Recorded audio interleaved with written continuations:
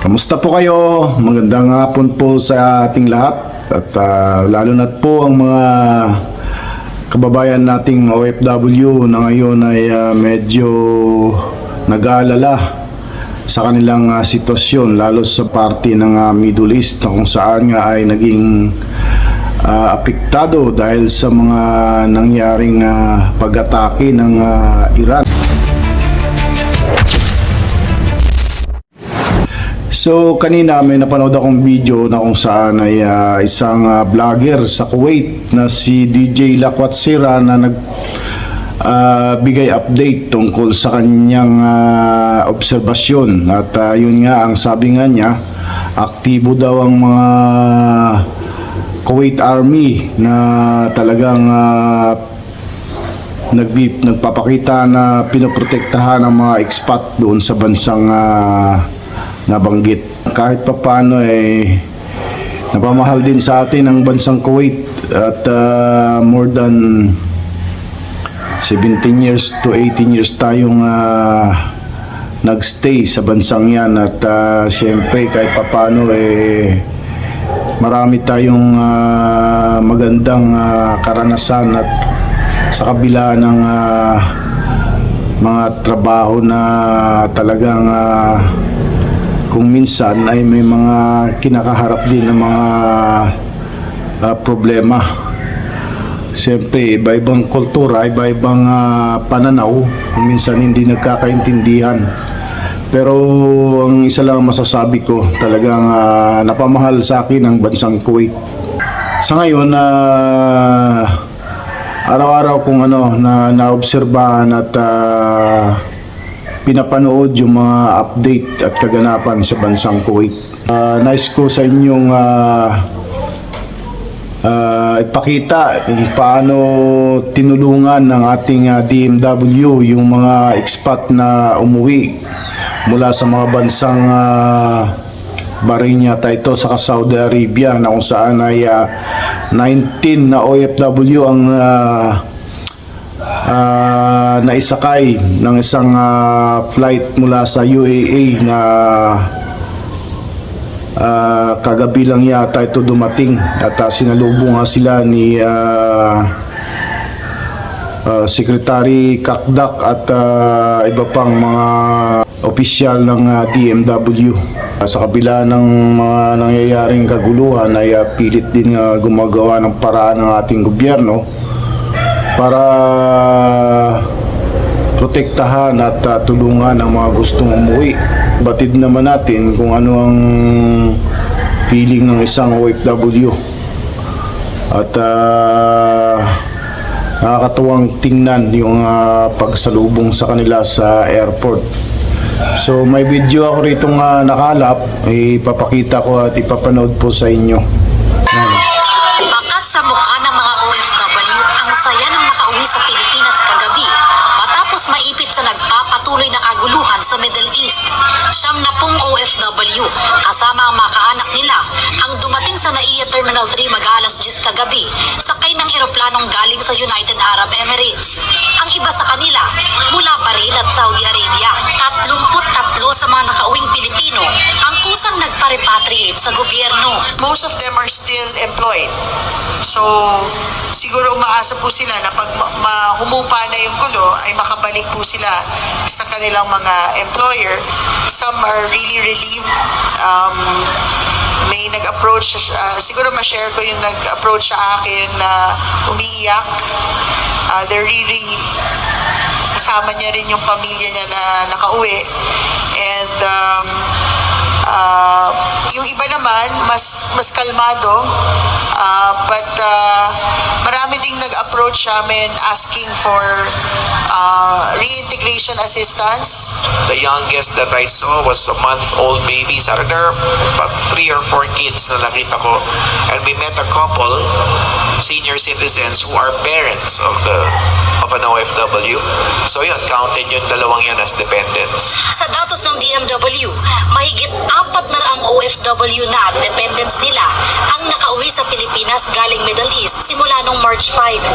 Ang Isa raw sa mga hamon sa repatriation, Siyempre, yung pagsara ng airspace at yung airports, yun ang kailangan nating i-hurdle. We have identified in each of these 8 countries that are involved, certain points of exit where OFWs could be repatriated to safer ground and eventually flown back to the Philippines.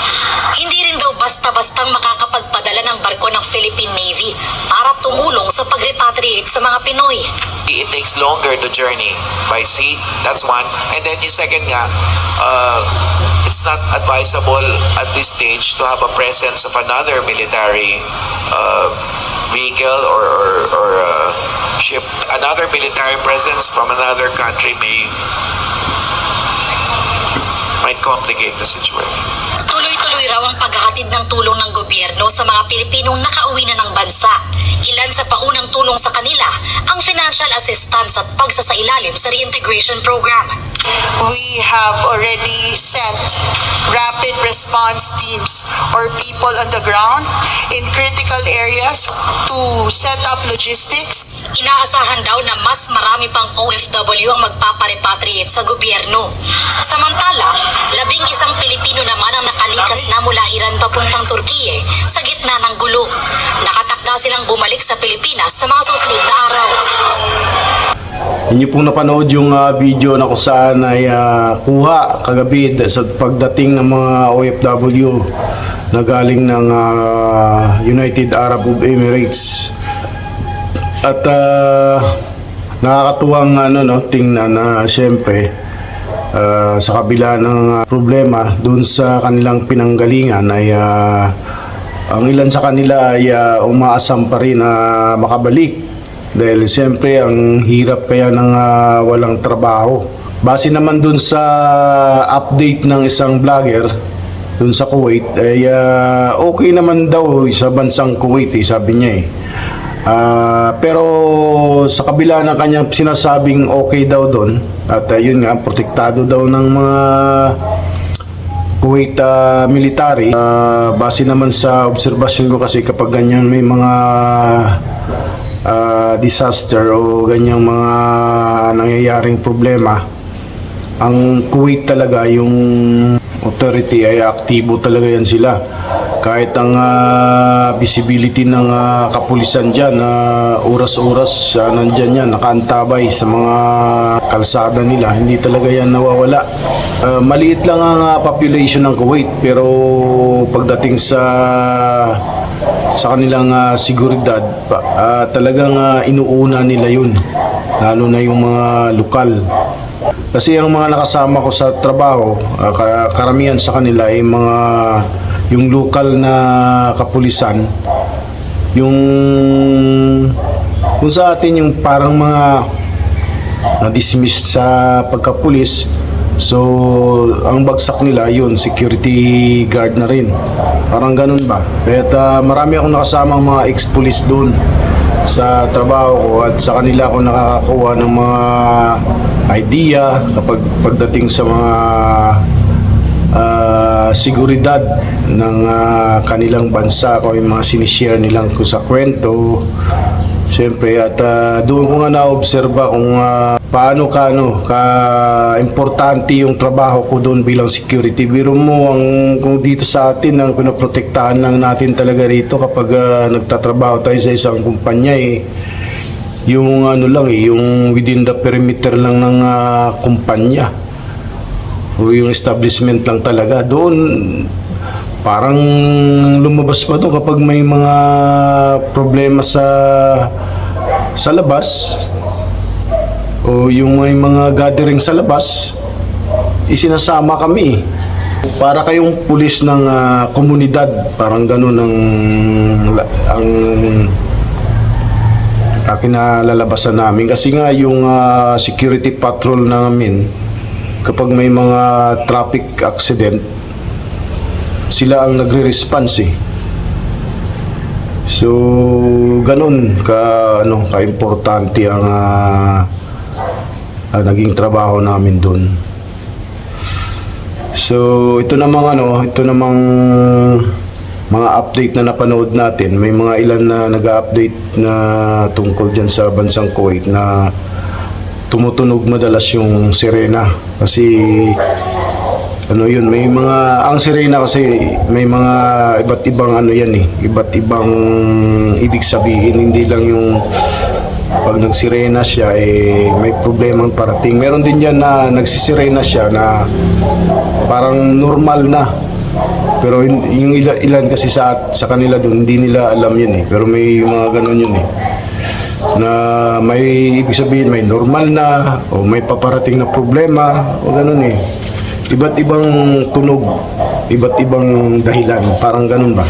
So, kahapon, meron din ako napanood na nasunog yung isang building dyan sa may Kuwait City na kung saan ay mukhang tinira yata ng drones yun, yung building na yun, at yun ay pag-aari din ng Kuwait government dahil isang establishment yun ng gobyerno ng Kuwait, yung tinira na yun ng drones sa may bandang Kuwait City, kung saan ay madalas ko rin nadadaanan kapag nagbabiyahe tayo papuntang Kuwait City.